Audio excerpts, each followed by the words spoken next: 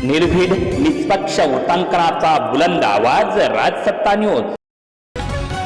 संगमनेर तालुक्यातील पाणी टंचाई निवारणाच्या कामास सर्वोच्च प्राधान्य द्यावे। प्रशासकीय कार्यवाही वेळेत पूर्ण करून गावे व वाड्यांना विनाविलंब पाणी उपलब्ध करून द्यावे।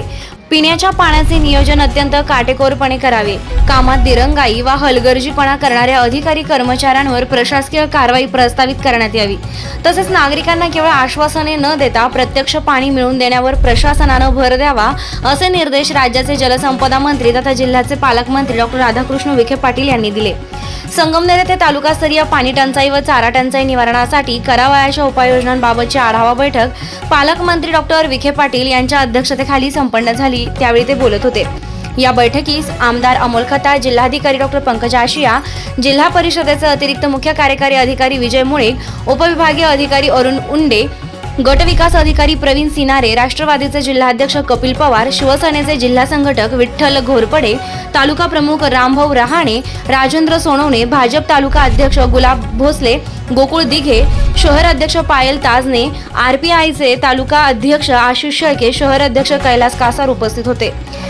यासोबतच स्थानिक लोकप्रतिनिधी, नागरिक व विविध शासकीय विभागांचे अधिकारी उपस्थित होते।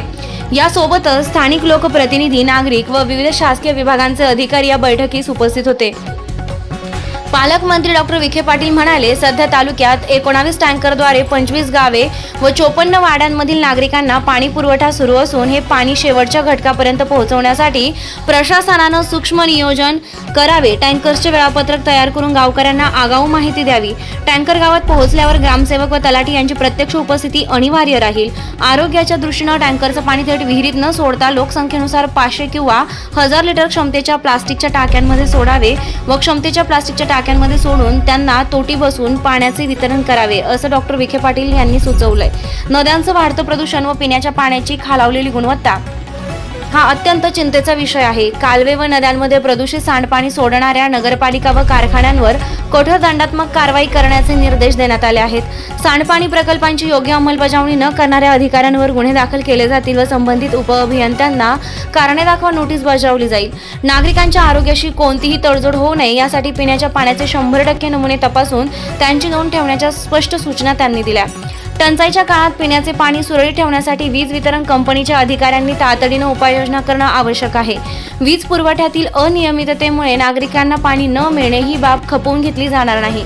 रोहित्रांवरील विजेचा भार वाढून वीज पुरवठा खंडित होऊ नये यासाठी अनधिकृत वीज तोडण्याची मोहीम हाती घ्यावी। दूध उत्पादक शेतकऱ्यांची गैरसोय टाळण्यासाठी पाणी उपशाच्या मोटारी सुरू करण्याबाबत वेळेचं योग्य नियोजन करावं। वादळामुळे पडलेले विजेचे खांब उभारण्याचे काम इतर भागातील मनुष्यबळ वळवून तात्काळ पूर्ण करावे, अशा सूचनाही पालकमंत्र्यांनी दिलेल्या आहेत।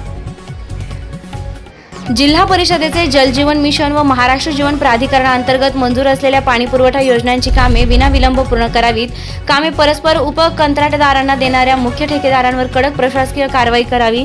अनधिकृत जलवाहिन्यांद्वारे होणारी पाणी चोरी रोखण्यासाठी दंडात्मक पावले उचलावीत। जलजीवन मिशनमधील गैरव्यवहार व त्रुटी दूर करण्यासाठी स्वतंत्र कारवाई केली जाणार आहे। ज्या ठिकाणी पाण्याचे स्रोत नसतानाही केवळ जलवाहिन्या टाकण्यात आल्या आहेत तेथील त्रुटींबाबत नागरिकांनी किमान 50 सह्यांचं निवेदन लोकप्रतिनिधींकडे जमा करावे। तसेच पाणी उचलताना ते शुद्ध करून टँकरमध्ये भरावे व गढूळ पाणी येत असलेल्या ठिकाणी पाणी शुद्धीकरणासाठी TCL भुकटीचा वापर करावा। कालव्यातून पाण्यासाठी स्वतंत्र जलवाहिन्या संगमनेरपर्यंत आणण्याबाबत व तळेगाव साठवण तलावापर्यंत जलवाहिनी नेण्यासंदर्भात सर्वेक्षण करण्याचे निर्देश पालकमंत्र्यांनी दिले। नागरिकांना स्वच्छ पिण्याचे पाणी उपलब्ध व्हावे यासाठी जिल्हा नियोजन समितीच्या माध्यमातून जलशुद्धीकरण यंत्रणा बसविण्याचे नियोजन आहे।